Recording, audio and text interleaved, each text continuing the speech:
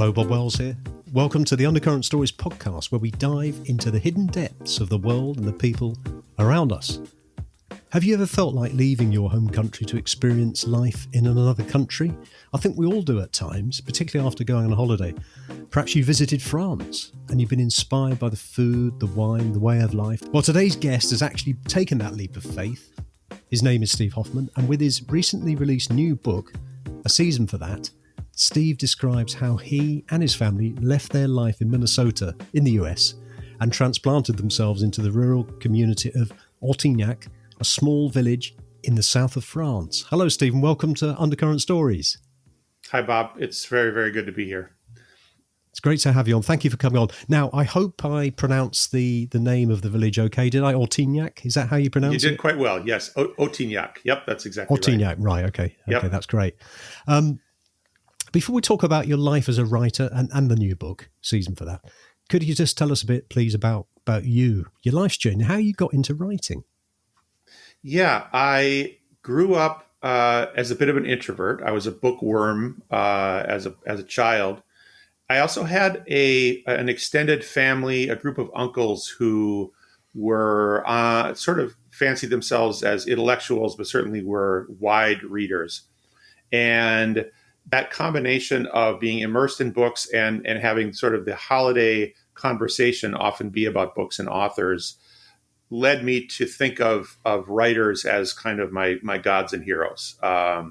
So I had always, kind of worshiped the act of writing. I loved being immersed in a story.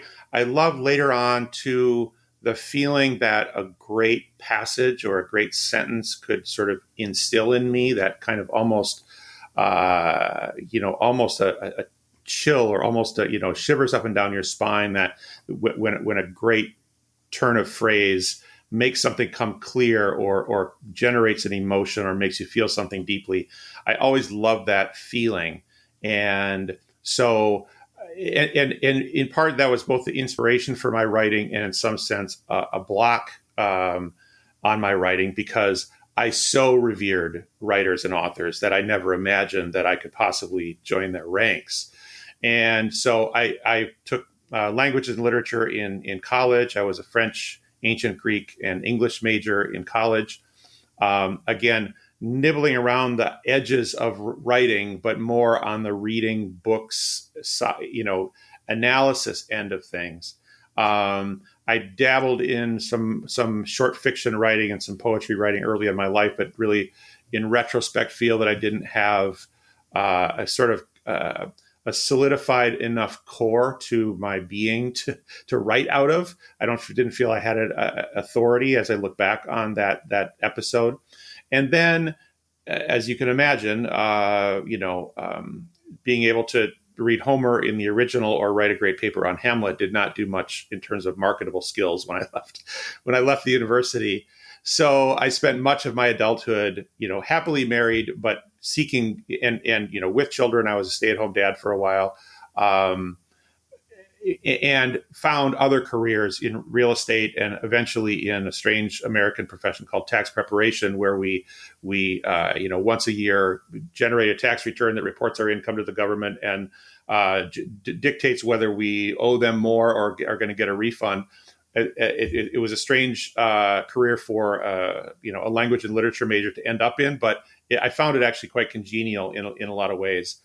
And it was only really in my mid-40s when we went back to France, when we went to this trip to France, and I kept an extensive journal and felt that something extraordinary was happening under our feet a little bit, that the idea that I might be able to write again sort of popped back up into my life. And I wrote a lot about the food that we were eating, about the experiences we were having. I tried to encapsulate days of a lot of activity or of what felt like important activities into scenes, and it kind of helped me learn what writing a scene looked like. Eventually, I turned a couple of those pieces into our local newspaper, the Minneapolis Star-Tribune, and they immediately won some national food writing awards. And that was just sort of the external validation that I needed to take myself seriously enough to wonder, well, could I incorporate this early great love of mine back into my life after having it lain fallow for so long? Well, that's very interesting, and I think we were talking before the show began that I read your book whilst on holiday. Thoroughly enjoyed it. It was one of those books that it covers a lot of different themes. You know, it's about France. It's about taking your family to France. It's about the challenges that you face when you got there, sort of meeting the locals, getting them to trust you. There's a lot about food, as you mentioned, which I found very interesting. And then it talks about wine again, you know, really interesting, some of those people that you met, and then sort of ends. And I think I mentioned to you that the title of season for that becomes quite evident as you read the book. And there's a time for life for everything. And do you think that I suppose the other way of saying this is, what did you learn? What was the main thing that you personally learned when you went to France before you wrote the book? I would say there was not a single thing. It was one of those experiences where I felt as if I was blossoming in multiple directions all at once. And I think we, every once in a while, have those kinds of passages in our lives where we've been crouching for the spring for a number of years, and then suddenly the opportunity presents itself in the right context, in the right location, at the right time, with the right people, and a lot of sort of latent skills and loves and passions all present themselves. And I think that's a little bit of what happened there. I discovered and deepened a lifelong love of food and eating well, and food, and specifically French food, as a kind of accompaniment to a good life, to a well-lived life. I had been interested in wine, but in a more sort of didactic way for much of my life. You know, I liked its connection to France. I liked that sort of the game of trying to pick scents out of a glass of wine. I liked knowing where different wines were made geographically, but I hadn't had a deep emotional connection to wine.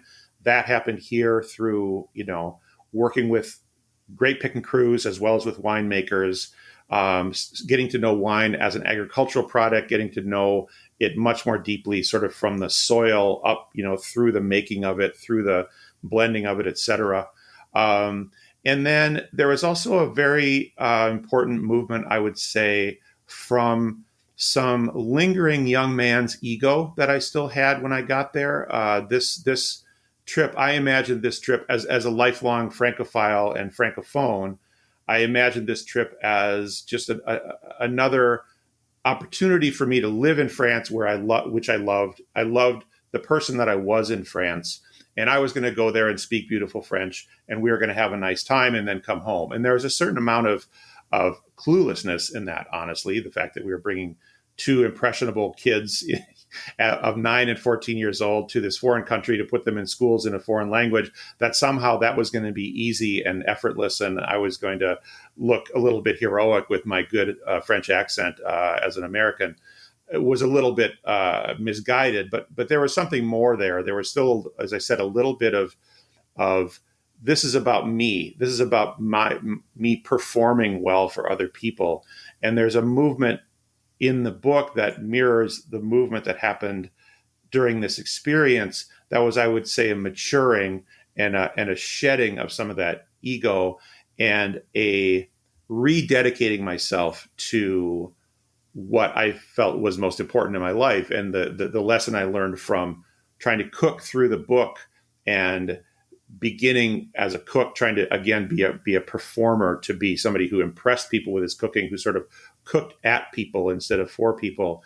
That really, through a lot of failure and a lot of bad food, I got to a point at the end of the book where that domestic intimacy that could be created by cooking food for people you love and cooking the food that they love, regardless of whether it's fancy or makes you look good, that transition in sort of the kitchen and at the table mirrored a movement toward me realizing, I knew it all the time, but absorbing it in a deeper way, that these are the people who matter. This small family of mine was the richness that I'd been looking for through, trying to become a world citizen in Paris and rural France. And how did the family react when I guess you didn't suddenly announce we're going to France. I guess it sort of evolved over a period of time with your wife. And It that was evolved. it. It evolved with my yes. It evolved with my wife over time. However, we did sort of spring it on the kids.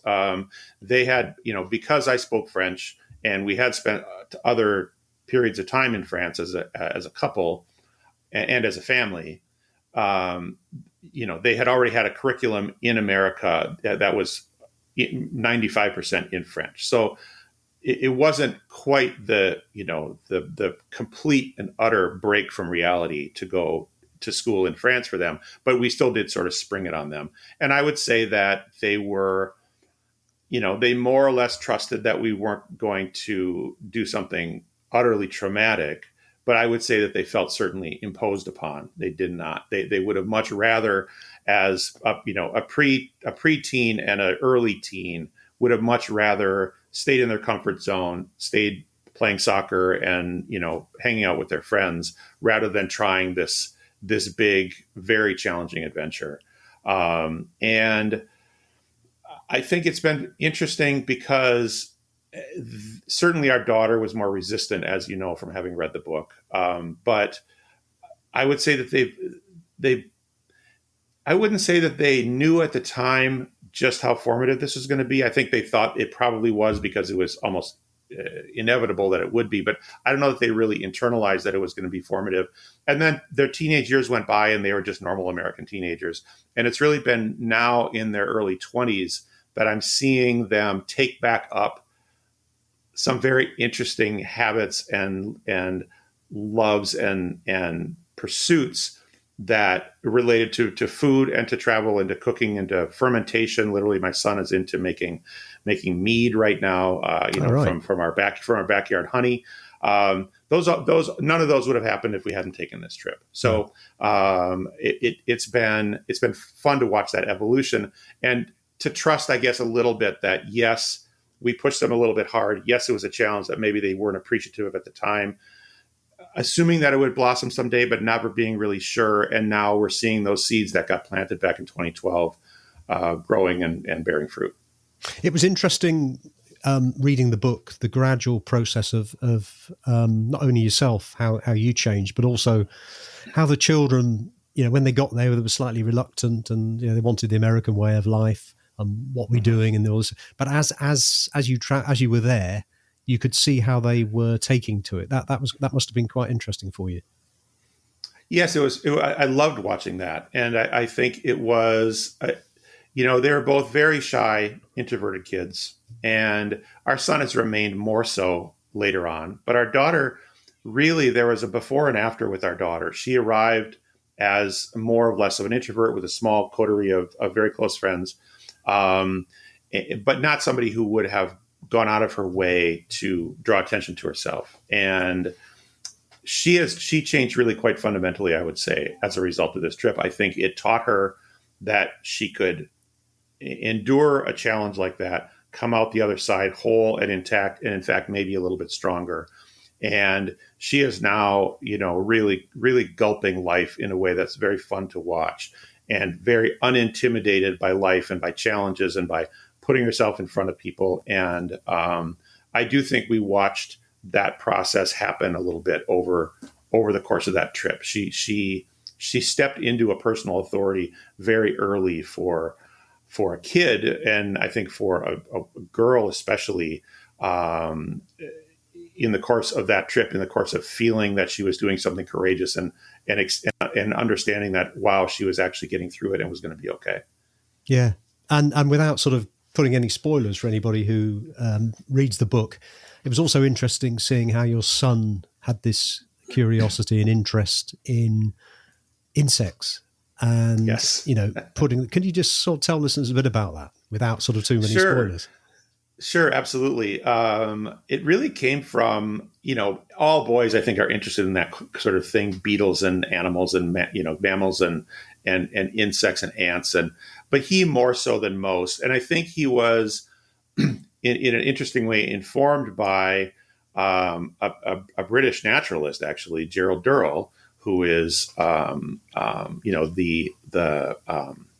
brother of the Nobel Prize winning Durrell, whose first name I can't think of right now, but he wrote the Alexandria Quartet and won the Nobel Prize in Literature. His brother is named Jerry Durrell, and he wrote a series of sort of idyllic childhood memoirs about the family's time in Corfu. And he ended up, again, becoming not an entomologist, but an insect-loving naturalist.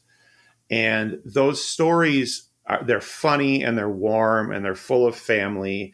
And they were, in some ways, I would say, an inspiration for the tone of my book. I think I absorbed a certain amount of Jerry Durrell's world from having read those books to my son so often.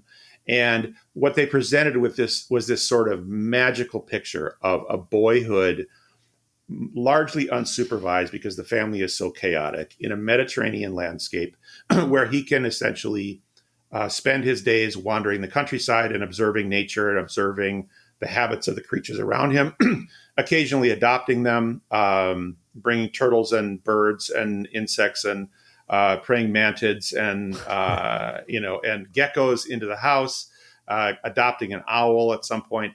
And Joe just saw this, I think, at some point as the highest form that boyhood could possibly take. And so when he discovered that we were going to go to France, I think, again, partly there is this fear of, oh, what's this going to be like? Is this going to be too much for me?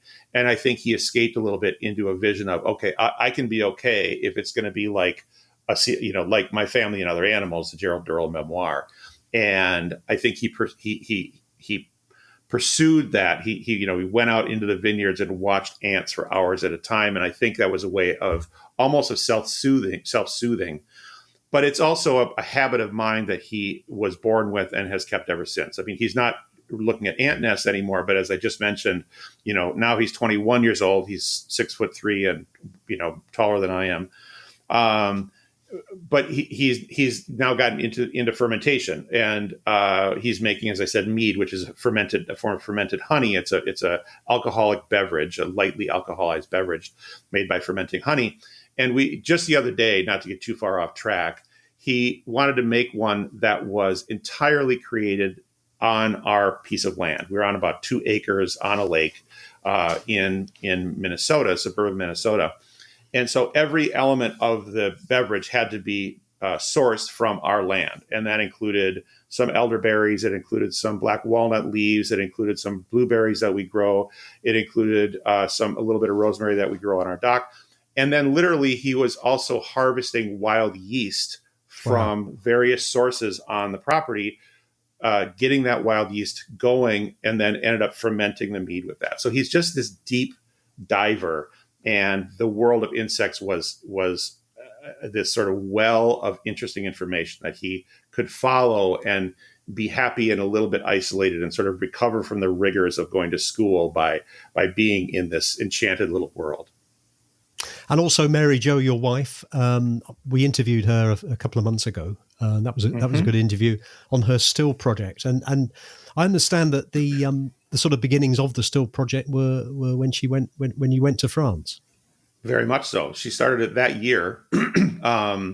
And it was also part of what really helped us integrate into this tiny winemaking village that didn't particularly care that there were Americans among them, even Americans that could speak French, for much of our time there.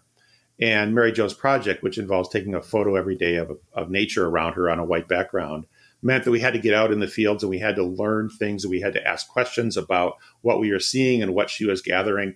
And as much as I would love to take credit with my French language skills for having integrated the family into the village, Mary Jo played an equal, if not greater, role with her just sort of wildly creative and engaged and interested attitude about life in the natural world. I'd like to talk about the some of the characters that you met in Ortignac. And I suppose some of them could be described as fairly, as you would imagine, a stereotypical French inhabitant in terms of, the lady in the butchers or the bakers, insisting about what sort of food you should have and how they cook it. And also your neighbour who was actively involved in wine. I mean, really interesting characters. And I guess, do you still keep in contact with them? Very much so. So Thierry Rodriguez, who made the wine in the village that I ended up working with. I ended up working in a winery as part of this experience. It was shared by two winemakers, a man named Andre Balicioni, another man named Thierry Rodriguez. Thierry is still making wine. We have actually imported his wines into the Twin Cities, into our local market. It's the only place in the United States where you can get them. So I'm still very much in touch with them. Our next door neighbor, Jean-Luc, it really became a friend, a father figure, a sort of brother, mentor in my life. And he and I and his wife, Nicole, have very much stayed in contact. We call each other, every month or two. We did also go back to this village several times after this initial trip. We were so smitten and felt like we had encountered something so interesting and life enhancing that we went back several additional times. The kids went back to school. We stayed in the same house and spent time with these same people. So they have become very much, I don't see them as often as I would like, but they have become friends, which is interesting because that was another thing that happened, I guess, in this trip, is that I think when you go to a foreign place, often you meet people that, because everything is so new and wonderful and exciting, I think you imagine that you're making friends. But in the 10 days or 2 weeks or even 1 week that we often tend to stay in a place, you can't create the kinds of ties that result in friendship. And as I'm sure you've experienced, and I have too, you come home and there might be a postcard or two or an email or two or three, and then it kind of fizzles because there just wasn't there wasn't enough soil preparation. There wasn't enough infrastructure or foundation laid to create a friendship out of that time. And this trip, by being there for 6 months and then by also being so deeply immersed by the end into not just France, but southern France, and more specifically this very tiny corner of southern France that had its own character because it was exactly what it was and it wasn't anything else. I think that was a new experience for me, to leave a place feeling as if I hadn't just discovered some entertaining and colorful people who kind of reminded me of what France should be like, but really had made friends and created exchanges that were going to be strong enough that they would last for most of the rest of our lives. So it sounds like the whole trip exceeded your expectations.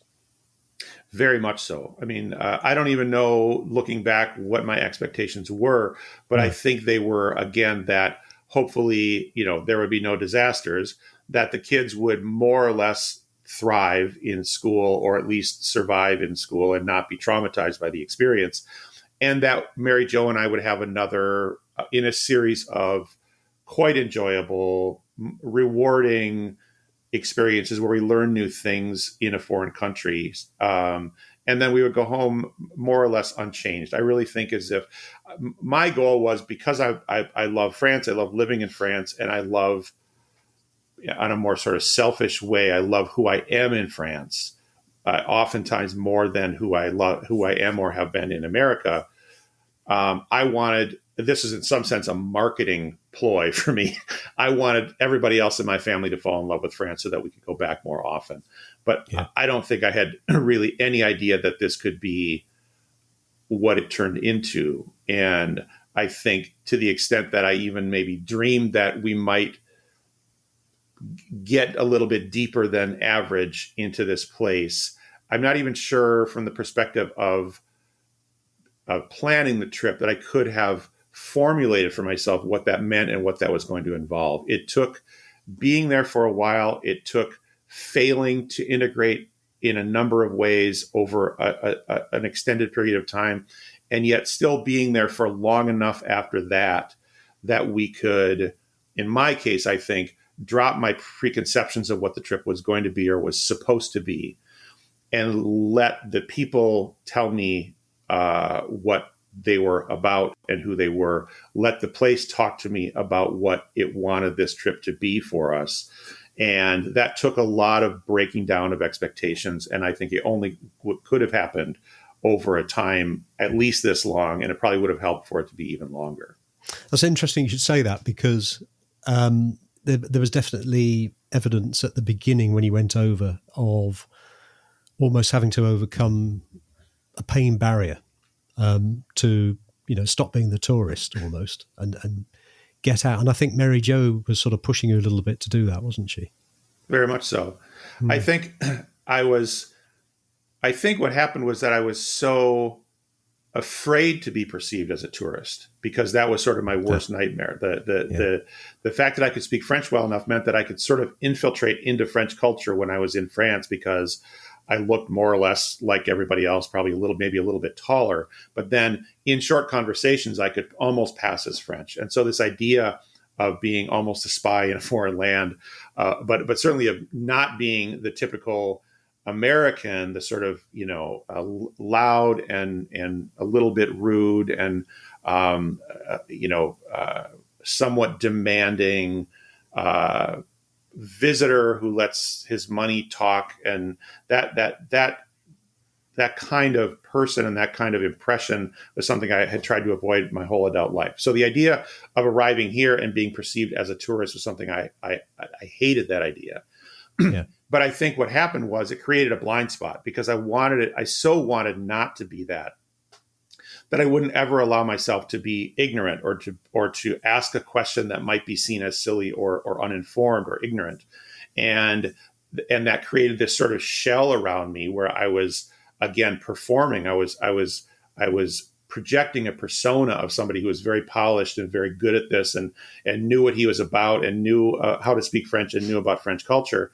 But it wasn't allowing any deep learning, because I wasn't engaging with people. I was projecting a persona onto them. Yeah. And so it really took, at some point, getting over my fear of looking like a tourist to, in the end, not be a tourist. It took Mary Jo saying, this isn't working. You're not helping us integrate here. You're just kind of performing this act, and we don't have any interest in the three of us, the rest of your family, being a part of the Steve Hoffman show.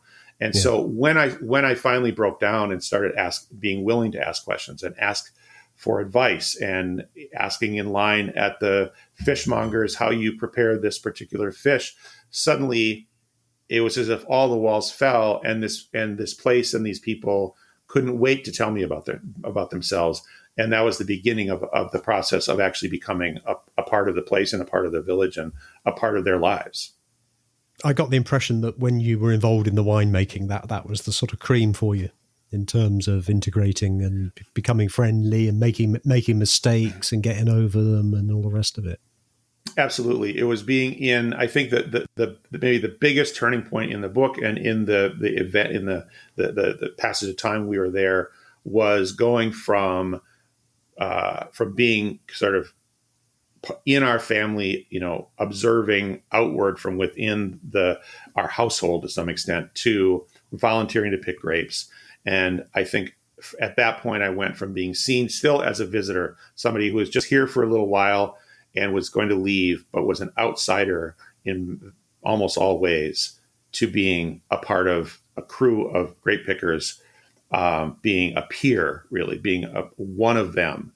That made an enormous difference. Just even the feeling of walking around the village and waving at people who I had just spent the morning picking grapes with. The difference between that and saying, bonjour to a line of strangers as you walk up to the grocery store, was a sea change in how we were perceived there, but also in how I allowed myself to perceive myself. How different is life in the village in Artignac compared with, say, where you're living in Minnesota, in terms of the people? How different are they? It's so hard to say. There's a very north-south, I would say, distinction between the two places. And what I mean by that is, there is, in Minnesota, we're up near the border with Canada. We're part of the Great Lakes north of North America. There is, we are settled by Nordic people for the most part. That's changing rapidly now, and thank heavens it is. But a lot of the people who settled this place came from Scandinavia and Germany and Northern Europe. And there is that Nordic reserve, that that requires that it takes a long time to get to know people. There's a politeness and a kind of niceness, but that really hides some lack of initial warmth in this northern place. The Mediterranean is very different. There's a natural sunniness. There's a friendliness. There's an openness. There is a physical touch, and there's kind of a celebratory element of life that in the place that I come from it isn't on the surface at all. So I would say that's the biggest difference between the two. Now, it was still very hard to become a part of this village. There's an insularity about it because it's 800 people. It's almost like an extended family. And we're walking into their living room to some extent. Yeah. So it was still very hard to get to be a part of the place, to immerse ourselves in it, to be integrated. But I think that came from what small villages are like, not necessarily what southern France is like. I would say in general, our reception as a family in Mediterranean France has been almost uniformly warm and as I said, sort of celebratory. And the fact that we love food and are interested in food is so, and wine too. Food and wine are so central to the conception of what life is about there, that the fact that we can talk intelligently and with love and passion about food and wine, I think also is an easy entree into conversation and relationships almost anywhere in that part of the world. Did you know much about wine before you went? I really didn't. I knew that I loved its connection to France, yes. And I enjoyed it as a minor life enhancer. I liked the sort of cultural element of wine, the fact that it was knowing about wine was a signifier that one possessed a certain amount of high culture. But in terms of being passionate about it or knowing about it deeply, not at all. What really happened was that at some point we were in a winemaking village. I was trying to enter a little more deeply into it. It was surrounded by vines, and people were about to go out into the fields for the annual grape harvest. And I said to myself, we're at a place surrounded by vines. If you're going to get to know this place, you need to be out in the vines. And that really led to an understanding of wine as not a sort of pretentious conversation starter at cocktail parties or this sort of worship of great wine that I think happens in certain circles where we all, want to, understand almost the artistic element of a great Burgundy, for instance, or a great Bordeaux or a great Champagne.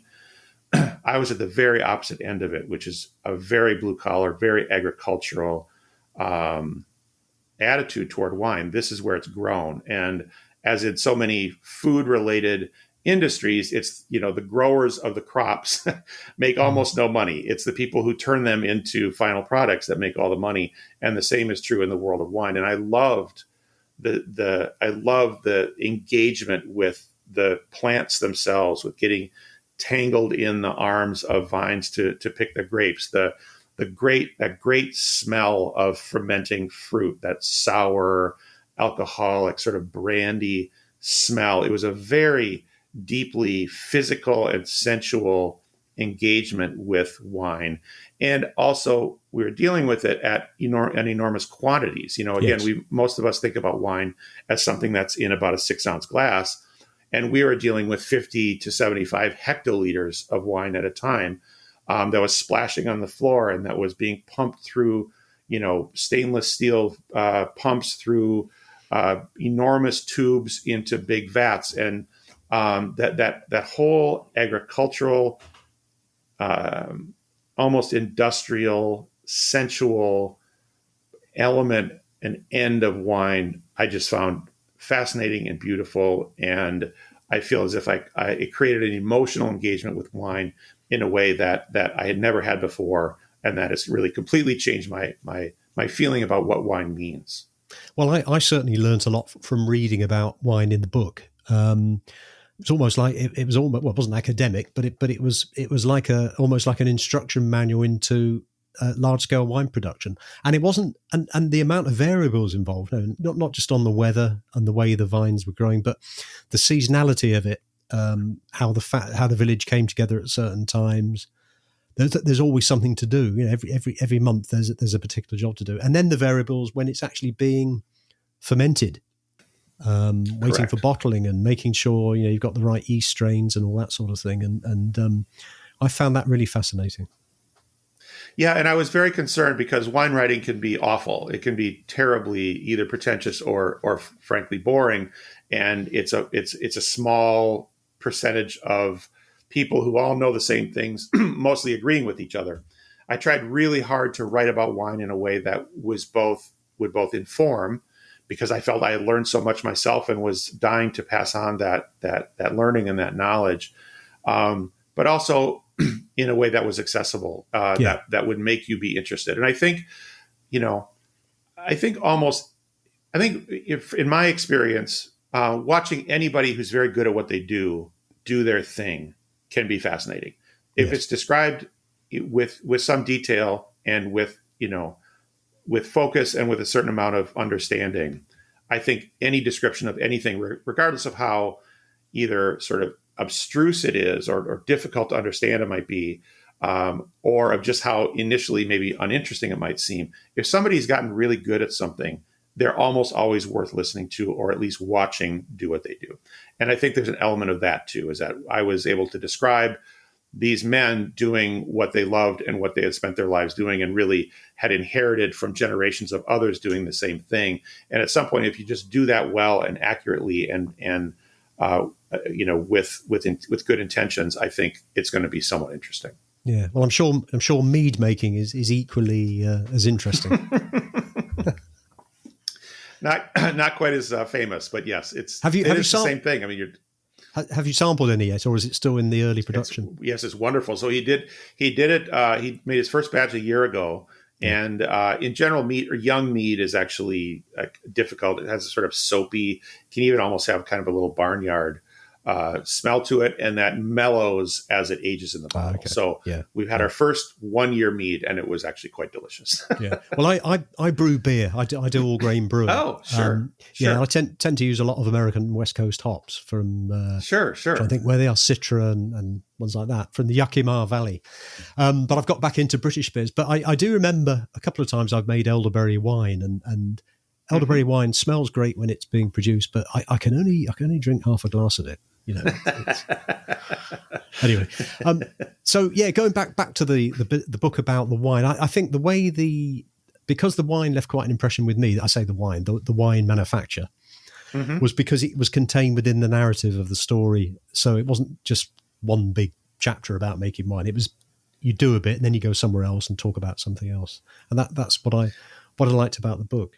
And it was also, I guess I would say it was in some sense, again, because this is what this place was about, and part of my job after my initial failing to get on with things, failing to get out of my sort of get over myself and help lead my family into a deeper experience here. Going into wine was both a fascinating thing because it is a fascinating product and it's a fascinating process. But it was also really the expression of my finally understanding that if we were going to get deep into this place, we need to accept it on its terms, and its terms were very much wine related. So it was in some sense an externalization of an internal realization that I need to listen to this place. I need to let this place talk to me. And what it wanted to talk about to a great extent was food and wine, but specifically wine. Yeah. So you've done something which not many people do, which is sort of take that leap of faith. I think a lot of us go through a period where we think, actually, it'd be nice to live in another country for the right or the wrong reasons, but maybe just to experience life in a different way. But the majority of people don't do it. What would you say to somebody who was, say, thinking about doing something like that? Well, I would say marry well. Mary Jo and I have, I mean that half facetiously, but half seriously. Mary Jo and I have we are a marriage of equals, and we dream together, and we have a shared narrative about what we want our lives to be that we check in on each other about quite frequently. And so I do think that a big part of this was having a strong relationship. I think a lot of people want to go abroad because they think it's going to fix something. And no, you have to fix those things before you leave, because being abroad is an exacerbator of problems, not a fixer of problems. So that, I think that would be my first answer, is that, a lot of the richness of the experience came from the relationships that we made while we were there with the people who were from that place. But a lot of the richness came from the fact that we had a strong relationship before we left, and that this was an expression of a sort of mutual dreaming about what life could be between two equal spouses. The second thing I would say is that, or the second bit of advice I guess I would give, not that I feel I'm entirely entitled to give advice, but I really feel as if one of the things we learned and that I accept very deeply now is that there is something problematic about travel as an industry and as an activity. I think people think that they're going to go, there's an encouragement to go to a lot of places because that is going to broaden you, or that's going to deepen your understanding, or it's going to make you a more interesting person. And I find that to a great extent, people who do a lot of traveling are really engaged in a lot of there's an amazing amount of sameness to the travel industry. There's a lot of the insides of airplanes, the insides of transportation mechanisms, the insides of hotels, and then a little bit of time spent in a new place where, if you're there for a short amount of time, you're seeing mostly the same kinds of things, or the exact same things that millions of other people have seen, not really absorbed in an interesting way. So I think the other thing I would say is that I would really encourage people to go fewer places and stay longer. And I think there's an under-recognized richness in being in one place for long enough to really get to know it. If you asked me whether I would rather listen to my client who's a CEO at a corporation about his trip to Bangkok, or would rather listen to my next door neighbor in 800-person Otignac, who's lived his entire life among vines and was born in the house that he still lives in to this day and has never seen Paris and doesn't have a computer, I'd rather listen to him because his knowledge is deep, and that deep knowledge came from being engaged with a place for a very long time in a way that he got to know intimately. That's a much more interesting person, and in my mind, a much more interesting conversation than the sort of flighty, I collected world capitals and here are my stories about my travels kind of person. So I think it sounds boring, and I think people are resistant to it because there's always this thing that, just over the horizon, this new place is going to be so beautiful and interesting. And I'm seeing all the pictures of it on Instagram, and I'm going to sit on the beach and it's going to be spectacular. And really, I feel as if that is a form of escape. And I feel as if staying in a place is a form of facing yourself and understanding this place, but understanding who you are in relation to this place. And that's a process that takes a long time, but that is much more interesting on the back end of it than bopping around the world. Forgive me, I can't remember the name of your neighbour who hadn't been to Paris. Jean-Luc. Jean-Luc. Yep. Yeah. Okay, Jean-Luc hadn't been to Paris, didn't have a computer, but and I mentioned one of the themes in the book was philosophy and life in general. His sort of understanding of nature and life and life's events, I think probably was quite profound. Extremely. And I think it was, again, he did not have a college education. He waited an extra couple of years for his wife, Nicole, to graduate from high school so that he could marry her. And they have ever since lived in the same house, raised a couple of kids and dogs, and are just absolutely rooted to this place because they've not just spent time there, but spent engaged time there. And he's a person who is so curious about the world, so open to experience, so welcoming of people that he, as I said, he's one of the wisest and most interesting people I've ever met. And it's because of his attitude about life. It's not about the sophisticated experiences that he had at the far end of airline flights. And was it Jean-Luc who sort of had that term a season for that? No, but it was he really who taught me, not through teaching explicitly, but through the way that he went through the months, the way that he moved through the months that we were there, who taught me about seasonality in a way that I had not absorbed as deeply previously. We're all interested in seasonality right now, especially in the food world. Everything is about local seasonal. We're all trying to, claw back what corporate and industrial food has done to our food supply and reestablish some sort of relationship with food that has to do with what this place grows, where I live, trying to shorten the distance between where food is grown and where we consume it.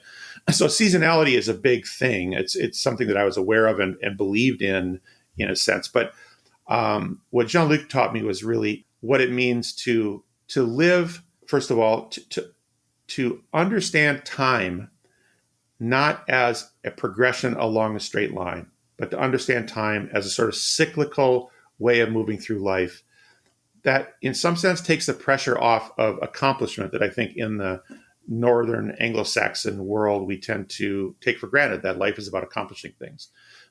In a place like this where seasons are cyclical, where wine is made in vintages, and there are good vintages and bad vintages, and there's nothing you could do about it. You're never going to have a better vintage every single year, one year after the other. He taught me about a sort of patience with yourself and a patience with how life unfolds by accepting that this is the season right now. This is the grape harvest. If we don't harvest the grapes, then everything else falls apart. And so we drop everything. And for right now, this is what we do. We harvest grapes. And when it's mushroom season, those mushrooms don't grow in the spring and they don't grow in the winter. And so you go and harvest mushrooms. And when it's hunting season, you do your hunting because that's when it's legal and that's when the birds are fat. And then it's time to prune the vines. And if you don't prune the vines, you're not going to get the growth you want the next year. And there's just sort of no questioning it. And there's no sense that you're missing out on something because there's nothing else to be done right now. And it really taught me that element of seasonality. But it also, again, in his sort of wisdom, I think he taught me, and that's really what the book's title refers to, that there are not just seasons in a year, but there are seasons in a person's life. And yes, in a similar way, when you have kids, that's your season to be a father. Yeah. And I had been trying to short circuit that maybe, or hack that a little bit. I'm going to be a father, but I'm also going to be this guy who is over here in France doing fancy things and trying to be interesting to French people. And by the end of the book, there's been this return to a focus on the family as the richest source of relationships that I have in my life through cooking and food and the table. And then there's this lesson from Jean-Luc saying, okay, you can be this person that you think you've always wanted to be, who would look good on paper, or you can be this person who accepts the responsibilities of his life. And one of those responsibilities is this is your season to be a father. It's time to go back home and be a father to these two kids who you've discovered this new, even deeper love for over the course of this trip. Mm. No, I mean, that was something that I got towards the end of the book and has left a lasting impression with me. And I would urge any listeners to grab a copy of the book. It's fantastic. In terms of the writing process, Steve, this was the first. I know you said you've done articles before and you've always enjoyed writing, but what would you say well, first of all, what is your writing process like? How do you do? Do you have a certain number of hours a day? How does it work? My writing process is a constant fight against distraction. It's really just that. It's just all out war all the time against my wish not to be writing right now. It's terrible.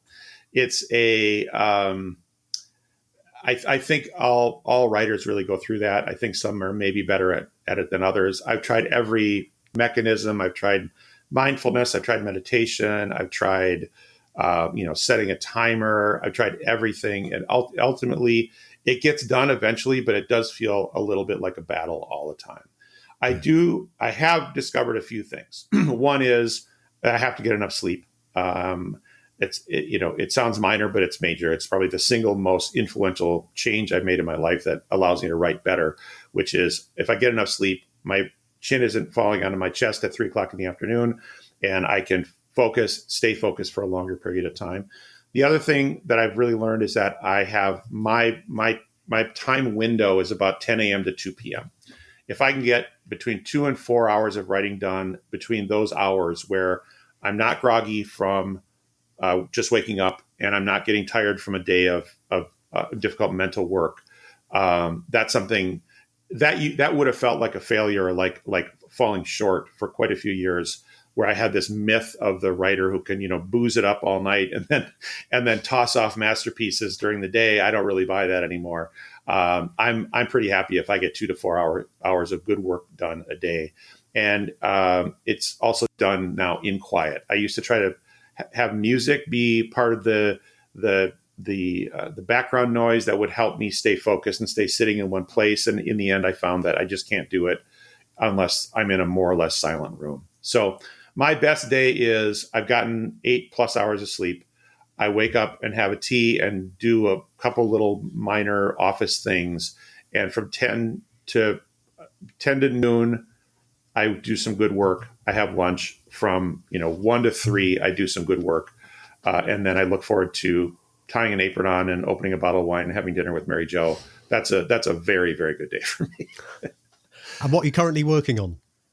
Well, I'm working on promoting this book, which is really a full-time job. But I did just have a meeting with my agent, and I said, I know you want me to get an idea for what my next book might be. I'll try to get you some ideas by the end of the year. And he said, no, Steve, I want something in place by the end of the year. So what I am doing right now is imagining what my next book will be. And I think it will be about coming back home. I think it will be about the struggle of having found a place that felt as if it was everything that I wanted life to be, which is how Southern France felt for me. And now coming home to a place that has made me, that I'm inextricably tied to, that has formed my view of the world and life, that I love in its own way for its own reasons. But I am in this dilemma of feeling as if I am a person who is of two places. And I'm trying to wrestle with that and don't have any answers. And normally if you're wrestling with a dilemma and you don't have answers, that's usually a rich vein to mine for writing. Sounds really good. Where can people find out more about you, Steve, and get the book? Yeah, I'm very active on social media, at least specifically on Instagram, but also on Facebook. And my handle everywhere on social media is just at SJR Hoffman. That's as in Stephen John Raymond Hoffman. I also have a website that is sjrhoffman.com. There you can find a link to my book, but you can also find my other writings on food and culture in France and really also the food of the Great Lakes North. And my book is everywhere. It's on Amazon. It's in bookstores. And it's also on audiobook, which I think is... I narrated the audiobook and thought I was going to hate it because everybody hates their recorded voice.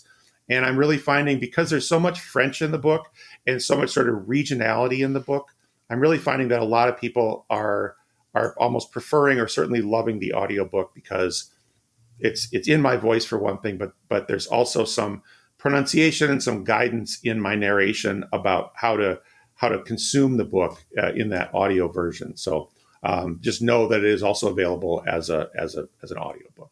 And that brings us to the end of another episode of Undercurrent Stories. I hope you enjoyed our conversation with incredible Steve Hoffman as much as I did. Steve's story of his family journey into a new culture was fascinating and truly inspiring. If you haven't already, make sure you check out Steve's latest book, A Season for That, available at all your favourite bookstore or online.